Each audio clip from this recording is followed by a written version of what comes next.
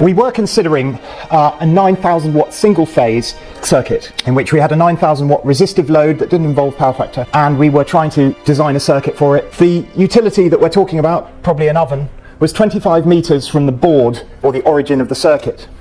We had twin and earth of 10 millimeter squared with a 4 millimeter CPC, and that gave us 4% voltage drop, and we had to have a 40 amp circuit breaker, IN.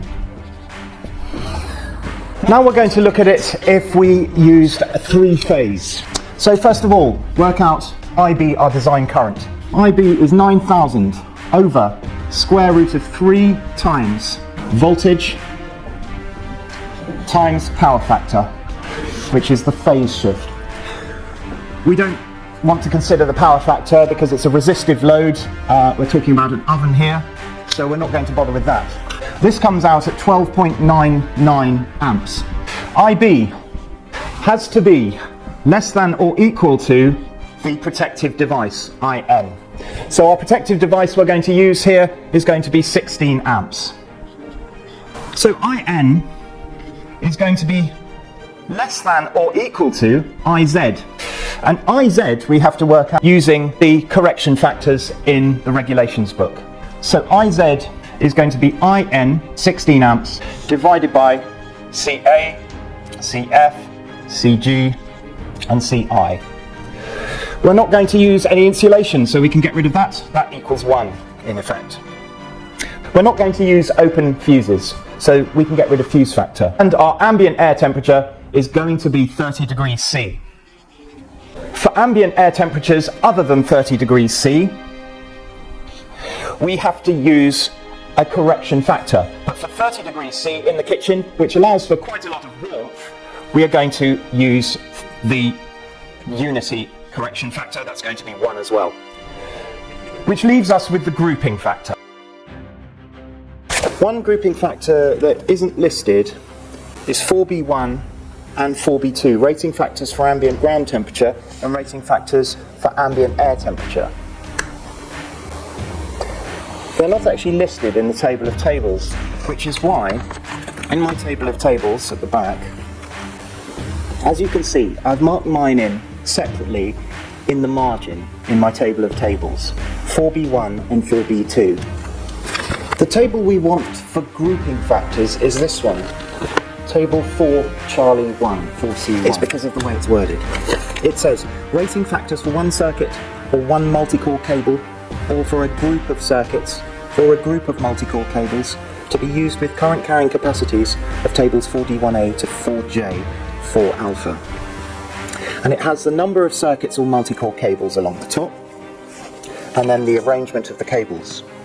And nowhere does it have singles in conduit marked, bunched in air or enclosed. And the two circuits which we're putting in are three-phase circuit and a single-phase contactor circuit to operate a contactor coil. It's got a rating factor of 0.80. So that's the correction grouping factor I'm going to use. We're going to group this with another singles in conduit circuit, or because we want to use a contactor to turn the oven on and off for maintenance. This allows us to use a brushed light switch to turn the main load on and off to the cooker. So we're going to say we're going to group this with a small circuit. We look into our grouping factors and we find that CG then is 0.8. So IN 16 amps, 0.8 into 16 means that our IZ is going to be 20 amps. That is 20 amps this cable, which allows for the 0.8 correction factor in the grouping and the maximum allowable current with that overcurrent protective device, which we will say is a B16, seeing as there will be minimal inrush current. If we take our tables now and we look at table 4 delta 1 alpha in appendix 4, which are for single core, 70-degree thermoplastic insulated cable, non-armoured. So we're talking about table 4D1 alpha. 4D1 alpha. Single core, 70-degree thermoplastic insulated cables, non-armoured, with or without sheath. If we go into reference method A, enclosed in conduit or insulated wall, 3 or 4 cables, 3-phase, AC, and we're looking at 18 amps for a 2.5 cable, 24 amps for a 4mm cable, 24 amps for 4mm squared cable. 4mm squared cable gives us an IT of 24 amps. So we've selected our cable, really. We're going to use 4mm cable for the line and neutral, and I'm going to use 2.5mm cable for the CPC. But we're going to have to find out whether I can use 2.5mm CPC, and for this we need to find out what our prospective short circuit current is. 4mm squared cable gives us an IT of 24 amps. So we've selected our cable, really. We're going to use 4mm cable for the line and neutral, and I'm going to use 2.5mm cable for the CPC. But we're going to have to find out whether I can use 2.5mm CPC, and for this we need to find out what our prospective short circuit current is. And that is the largest current which is likely to flow in that CPC until automatic disconnection of supply.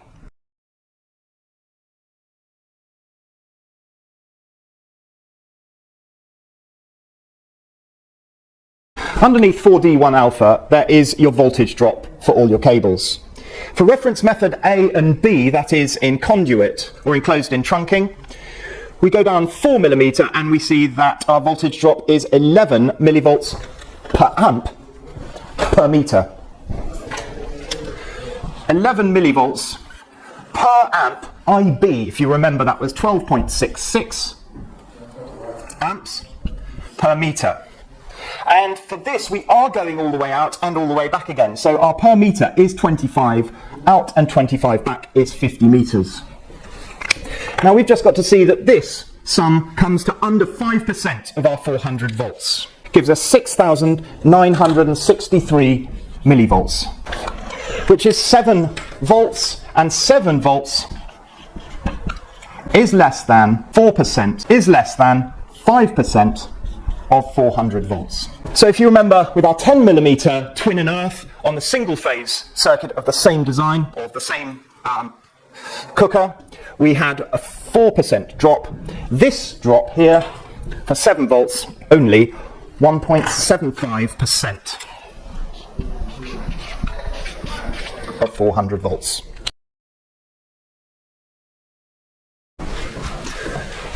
What we're going to have to do is work out our R1, R2 to get our ZS, and our ZS will then allow us to work out the maximum fault current of negligible resistance in this circuit. But the R1, R2 we're going to work out from legs 11 here. The R1, R2 we're going to work out by looking at the resistance in I1 of the on-site guide is at 20 degrees C. And we want to know it for operating temperature, which of course it will be when the fault occurs.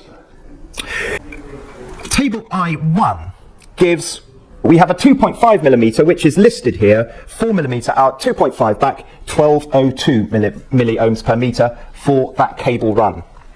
I've described before this conundrum in that if you are going out and back in the same size cable in legs 11 table I1, then what happens is you have to multiply that cable resistance by 2 times your route, your cable route.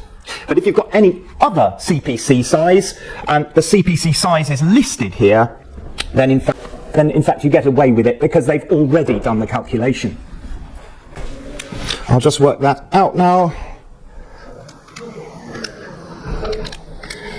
and we have 300 milliohms, giving us an R1, R2 of 300 times 1.2, 361 milliohms.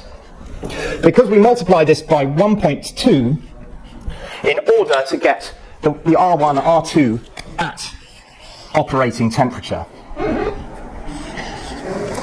Remember this 1.2 times, I left it out of the last video. Of course, this is the same as 0.36 ohms, and if we add it to our ZE, because ZS equals ZE plus R1 plus R2, and this R1 plus R2, remember, we've multiplied by 1.2 to get our operating temperature R1, R2, not just our calculated value. Indeed, we get 0.561. 0.56 ohms for our ZS. So we want to know what the maximum current from an earth fault of negligible resistance from one of the phases down the earth CPC conductor will be. We've got our R1, R2 at we've got our ZS of the circuit with negligible other resistance at 0.56 ohms. 0.56 into 230 gives us our earth fault current. This is because the earth fault goes from line 1 to U0, which is where our earth is. Despite the fact that L2 might be down here, and L3 might be up here. Although we have 400 volts between L1 and L3 at this point, we're only going to have the root mean square value from L1 to U0. The result of this is that our earth fault is going to be 411 amps.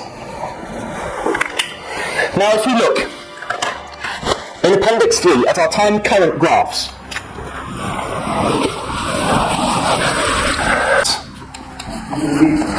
and we're looking at a B16 OCPD. B16 is here, here is the curve, and 400 amps is up here.